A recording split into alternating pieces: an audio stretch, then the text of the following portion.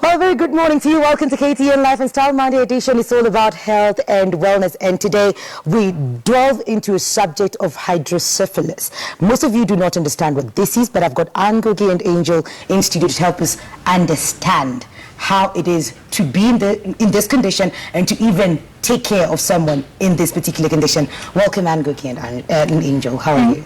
Fine, thank you, ma'am. You well? Yes, very well. And you, darling? I'm good. Kabisa? Oh, Kweli, Kabisa. Yes. Now let's talk about hydrocephalus. Oh, yes. At what point did you, as a mother, realize that hapa kuna kitu inaendelea yenye si ya kawaida? Okay, thank you so much. I realized when immediately she was born, because during the pregnancy, it was smooth. She's my firstborn. So normally when a woman has her firstborn, you eat very well, you take care of yourself very well, you actually leave out so many things that maybe you used to do so that the baby can come out well, because she or he is your firstborn. So I did everything that was supposed to be done according to the book. So when she was born, and after I went through an operation, because I went through a lot of, lots of long hours of labor, and until the doctors realized that, the head could not come out. And so there was a problem, and I had to go through an operation. And once the operation was done, that is when it was realized that Angel was born with a condition known as congenital hydrocephalus. It was not easy for me, because nobody was able to answer me questions as to why this is happening, because if you look at it medically, it is because somehow the doctors say that there are some nutrients that you didn't give the body that babies need. But according to me, everything was done, and the scans which were done at 6 months, she was okay. The head was okay, the heart rate was okay. So this was quite a surprise for me. But what do you do, Mukali? You are a first man. Yes. And this is the message you get immediately. Yes, yes. How do you handle that? I'm sure it is shocking, and it blows you away. It does. It was shocking, and 12 years is a long time ago, but still you're confused. Yeah. And you don't know what to do. Number one, because the baby is ill. That condition means that the baby is ill. The baby needs immediate attention, medical attention, meaning operations, meaning a lot of money to be spent. Number two, according to the medics, the condition is also it can go until it's fatal. So you have to react very fast when the baby was born. So what happened immediately, Angel had to go through an operation at 2 weeks or 3 weeks. And the operation was supposed to insert a shunt from the tip of her head right down to her stomach, so that it can drive the water from her head right down to the stomach as an exit. So it was not easy, because even after she did the first operation, way after 4 weeks, she had an infection. What? So the shunt was not working. And remember, the head is growing at a very fast rate. Okay, we'll get back to after the operations and all of that. Angel, at what point, like I'm sure when you were a kid, probably you didn't notice they were running around. For you were just a baby, innocent and everything. At what point in your life did you realize something is not okay? I'm not like my brother or my sister or my friends that I play with. Okay, the most challenge that I face is that I'm being laughed at by other people. At what age was this? Let's say... Oh, had you started school, or were you playing around the estate? I just started school. Okay, yeah. All right, okay. Yeah. And then, you were explaining they were laughing at you. Yeah, they were laughing at me, saying that I have a big head. But me, I just say in my head that I accept myself the way I am, and also, I'm just like any other child. Did you have someone to, fight them off for you, or did you have to handle it alone? Okay. To me, when they say that I have a big head, I just keep quiet. Okay. I just tell God, you know me very well, and you accept me the way I am. Yes. Yes. True that. And I really got that from the message in your song, and we'll get to that in a bit. But then when you realize these operations, the shunt is not working, what now? So she did through 2 operations. If you look at her head, you'll see she has 2 marks, this side and this side. Okay. So that meant, I asked myself, even the second one did not work. So where else were they going to insert a shunt? Yeah. Probably it would have been at the back of the head or probably at the front. So I just decided, and I told myself, Angel is not going to go for another operation. I had told myself she's not going to go. I didn't know what to do, but I had decided in my heart as a mother that I could see that she was young, she was crying a lot, and that cry was telling me that she was in a lot of pain. So I decided I was not going to take her to another operation. During that time, I was back in the office. I was working as a journalist at KTN then. We were at INM. And I can remember there was a leaflet that was left on one of the cubicles at the newsroom. I see it as God's way of getting my attention. Okay. Because I saw that leaflet had shapes of heads drawn, like the conditions of hydrocephalus. I took the leaflet and I read it, and it was talking about operations being done like for free at Kijabe Hospital, at a hospital called Bethany Hospital for the Crippled. You understand? Yes. You've heard that word, Yes, crippled. So it means that things are really bad. Yes. And I decided that's where I'm going to go. And when I went there, I met a doctor who was called Dr. Bedford. And he's the one who checked Angel and told me that she cannot even go for another operation. He is the one who advised me to go to Uganda. There is an international hospital known as Cure International Hospital where they deal specifically for such conditions. And she was young. That time she was almost at around 5 months. So there and then we decided that we were going to go to Uganda for the operation. All right. Yeah. And when you get to Uganda for the operation, did they put another shunt? They had to remove the shunt. All of the two of them, or No, the second one? The second one. Okay. They had to remove it and let her go for 2 weeks to heal because she had a lot of infection. Remember that when the shunt stopped working, immediately there's an infection around the area of the operation down to how the shunt has gone. When you listen to Mom saying these stories, you were, what, 5 months? What does it make you feel? Okay, to me I feel when the doctor said, as Mom said, that I will not walk, but now I can see, Yeah. I can walk, and I thank God. I continue with life. So it's more encouraging right now to listen how much she was going through at the point and what you feel, and you can walk, you can run, and you can see. Yes. How is it now though? It's cool. I'm sure people now are used to you, Yeah. and now you are a celebrity. You know you're a celebrity. Yes, Yeah. How is it? It's good, yeah. Oh, come on, you can give me more than that. What have they been telling you Yeah. after they've seen you on TV? They say you have the boldness in you, which I know it's true. Yeah. And they also told me that continue with that talent, and it will take you far, which I know it's true. All right. Yeah. I like her confidence. I I love it. Some of us, we just trust something at the back of your head and you're not ready to even go through and actualize it. Yeah. At what point did you discover that you had the talents that you have? Singing, I know singing. Do you have any other talents? Yeah, I love subjects. I love English and theory. Good. And also I love Kiswahili. Yeah. Unaweza tolea malaini kidogo. Ndio. Ndio, misamiati. Niambie misamiati moja. Insha. Ukiandika one of the Methalis. Mwendetezi Naomo marejeo ngamani. Now you ask me and then I'll jibu. Just throw one. Just throw one. Let's see. Mwendetezi. No more. Because you had that. Yeah. Asiyesikia la mkuu. Uvunjika go. Come here. I'm good in Swahili as well. Baniani mbaya. Dawa yake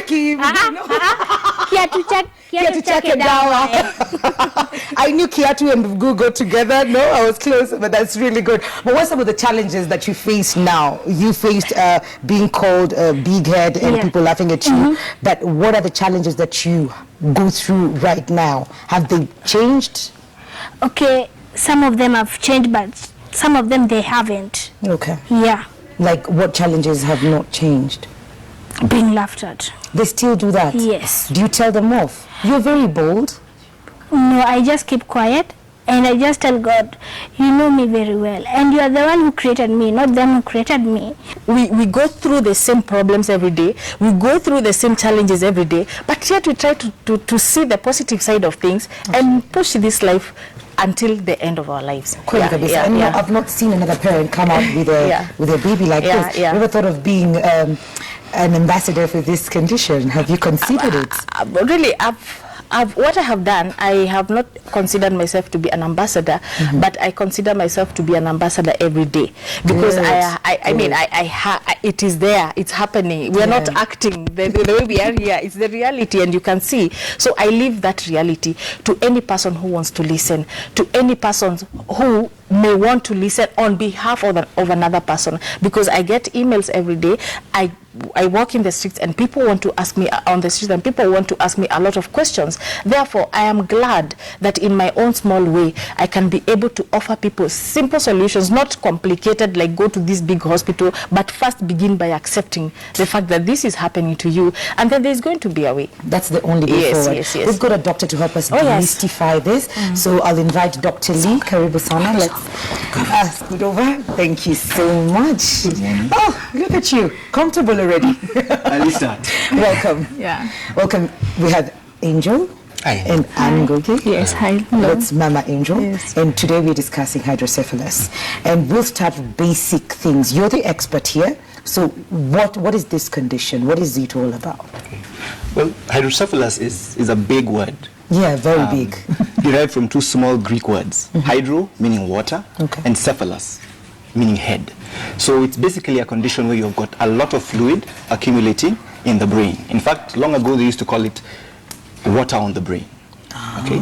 Now, when we talk about water in this case, we're not talking about the kind of water you'd find when you open a tap or anything like that. It's a very special fluid. It's called cerebrospinal fluid, or CSF. So everybody has CSF. Everyone's brain makes CSF. Everyone here has CSF. And it's very important because that's kind of what cushions your brain. It's a shock absorber within your skull. It's also what enables nutrients to reach your brain, and also takes away waste from your brain. So it's actually essential for life. But when you have problems with the amount of CSF in the head or in the brain, then you develop hydrocephalus. Okay. And Anne, you mentioned that Angel's condition was called congenital. Yes. Congenital hydrocephalus. Yes. So are there other types of hydrocephalus? Yes. So congenital hydrocephalus essentially means hydrocephalus that a child is born with. Okay. So it develops before the child is born. But you can have acquired hydrocephalus, which is a condition you get after birth. And that can be for many reasons. The most common in our setting, of course, is infections. Everyone has heard of meningitis. Sometimes when a child has meningitis, it's not fully treated, or there's delays in treatment, they can develop hydrocephalus later. Brain tumors that can happen in childhood or even in adults can cause hydrocephalus. Trauma to the brain. If you have an accident, you're assaulted, you bleed within the brain, that blood can end up causing hydrocephalus. And so people will say, well, how does all that end up there? It's just because of the way that fluid works in the brain. You see, the CSF has channels through which it flows. And when there's a blockage in those channels, then it has nowhere to go. It's stuck.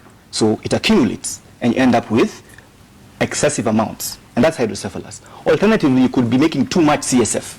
That's much rarer. But if you have too much CSF, or you're making it and it has nowhere to go, then you end up with hydrocephalus. And so that's how you end up with hydrocephalus even after birth. So that infections or brain tumors or bleeding in the brain can still give you the same condition. All right.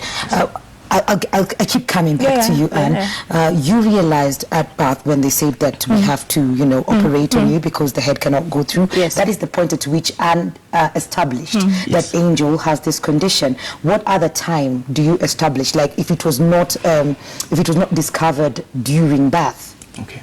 So some mothers know that the child has hydrocephalus even before birth. Okay. Because if you have an ultrasound scan during pregnancy, that's why you're saying it was okay at 6 months. At 6 months, yes. So it's actually possible to find out that there's an abnormality with the child's brain and with the way that CSF is flowing in that brain even before birth.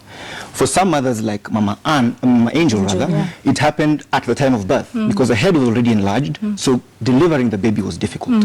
For others, after the child is born, the mother may notice that the head seems to be growing at a faster rate than normal. And so they'll get some medical attention and someone says, well, we think this might be hydrocephalus. And at that point, then you can do a number of tests to establish the diagnosis. Okay? And so if a child is born, one of the simplest things we do is we simply measure the circumference of the child's head. So I'll take a tape measure and put it around the child's head. At birth, most children are around 35 centimeters. Okay. And we expect at 1 month, 38 centimeters. So there's a normal progression of the size of a child's head. Now, if that head is growing too rapidly, I begin to suspect that we might be dealing with hydrocephalus. Alternatively, an ultrasound scan can be done. You know, babies, when they're born, their heads are very soft. Yeah. There are gaps between the bones. So we can put an ultrasound in between those gaps and look at the brain structure and look at the spaces where this fluid is supposed to be. And if they're abnormal, we can make a diagnosis of hydrocephalus. How about an older person? If it was an adult or an older child whose skull has already fused. There's no space. Yeah, so there's no space to do an ultrasound scan. Yeah. In that case, we do a CT scan. Okay. And the CT scan does the same thing. It shows us the structure of the brain, and we can see the spaces where this fluid resides. Now, if there's too much fluid, too much pressure on the brain, we can make a diagnosis of hydrocephalus. So what you're saying is that I can get it even when I'm older? Yes. Okay. So if you go back to what we just explained about what hydrocephalus is, it's about excessive fluid. So you have this fluid that has nowhere to go. It's stuck. So you're making it, but usually it should flow and become absorbed back into your bloodstream. So when you have a blockage in that pathway, it has nowhere to go. The treatment is to give it a way out. Okay? You give it a way out. So one of the treatments we offer is a shunt. And formally we call it a ventriculoperitoneal shunt. Big word for a tube. It's a small tube with a valve. Okay? So one end of the tube goes into the child's brain, into the area where CSF is produced. Then it travels underneath the skin, so it's completely invisible and ends up in the abdominal cavity. And once the fluid ends up in the abdomen, it can be absorbed back into the bloodstream. Some babies don't have an abdomen that absorbs very well. So you can actually put the end of the shunt in the heart or even in the spaces around the lung, and that helps them absorb. Another alternative treatment, and remember what you're trying to do is to give the water somewhere to go, is to open a small hole to give it an alternative pathway. And that procedure is called an endoscopic third ventriculostomy, or an ETV. Again, Big word. Big word. But describing a procedure where we use a tiny camera. So we open a hole in the skull, put a tiny camera inside the brain, so we can visualize the structures at the base of the brain. And then we can open a small alternative pathway for the CSF to flow. And once it flows, it can be reabsorbed appropriately. So those are the two major surgical options that we offer. And again, because it's a problem of blockage or of absorption, the main treatment is surgical. You have to give it a way out.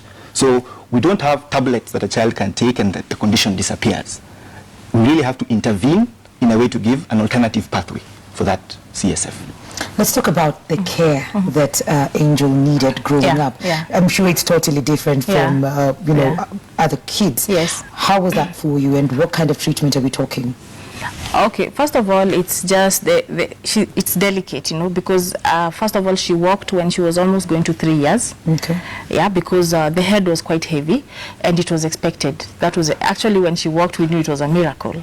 So she took some time to walk, and the other thing was just how, especially to just take care she doesn't fall, because I think there's a relationship between falling and because the head is heavy. So if she falls, something may just happen inside her brain. So it's just to take care of her, and even up to now, even the way she is, you just have to take care how she walks because of the danger of falling.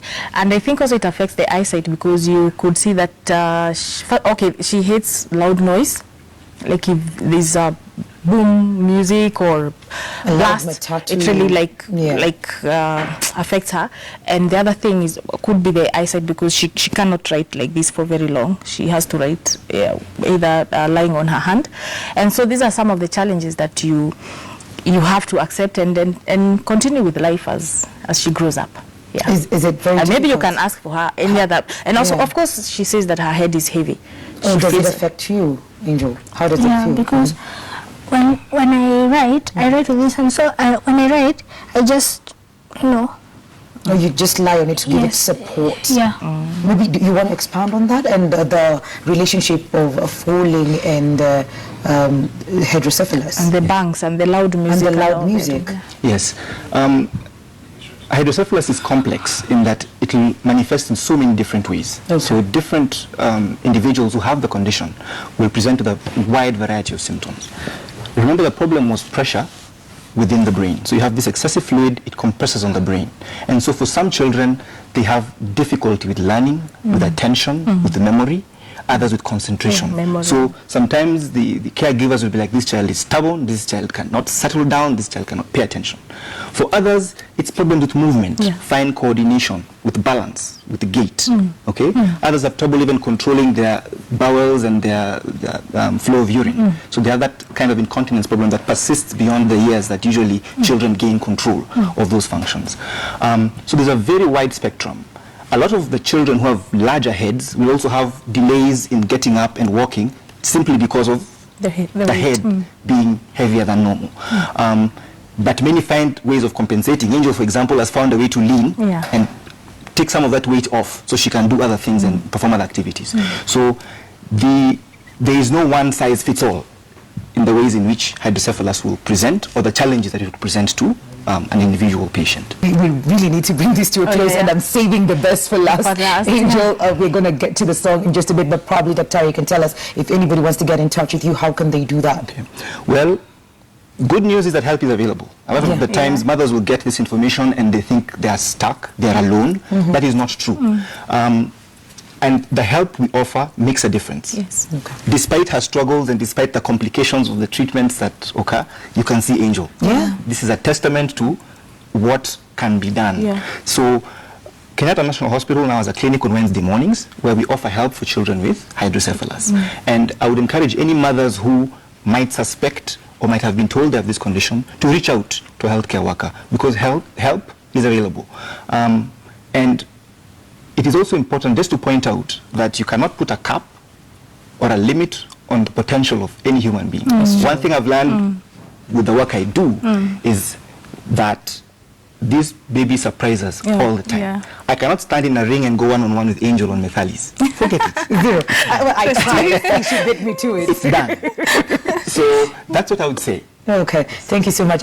Angel Twombi, I'd like you to encourage all the people who have this condition out there, or even the mothers who have to deal with hydrocephalus kids. Okay. So to all children who have conditions just like mine, don't worry. No, it's not man who created you, but it's God who created you.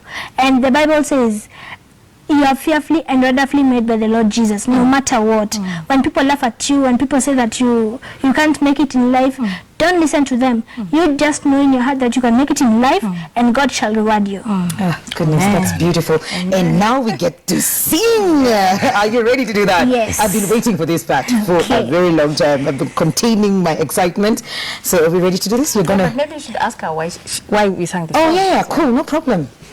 So actually, it's my mom who made the song. Oh, The song. Yeah. and you did? Yes, I did. Good. Yeah. So it's called Nataka Jua. I asked my mom, I want to know, why do people laugh at me? Because we say in Swahili, maumbile yangu ni tofauti na wengine. Yani tu, I just feel bad when I'm being laughed at, you know, being laughed at and being Pointed at. pointed at. So she was asking me questions, and these are questions that mothers will keep. I mean, children will keep asking them, and children may not ask them like verbally, but the body language and the emotional aspect of it will come out. And so I just thought, if you answer her, if we did a song that will be heard by everybody, that the perfect way to look at yourself is look at yourself according to what God says and what not man says. Because I always tell Angel, you're not your body. You're more than your body. It's true. This body is just a vessel that is carrying you. So it is very important to know the source of your life. And that's why we sang that song. Yes. That is deep. Yes, it is deep. That is It is very deep. It's very And deep. even to listen to her speak about it like that. Yeah. Okay. Well, there you have it. This is very inspiring, and I hope you've learned something. If you have this condition, if you know someone, then you have learned something from Dr. Lee, from Angel, and from Ngugi, and I hope it's been very helpful. This has been Leaving Up on Health and Wellness. Happens every single Monday. We're taking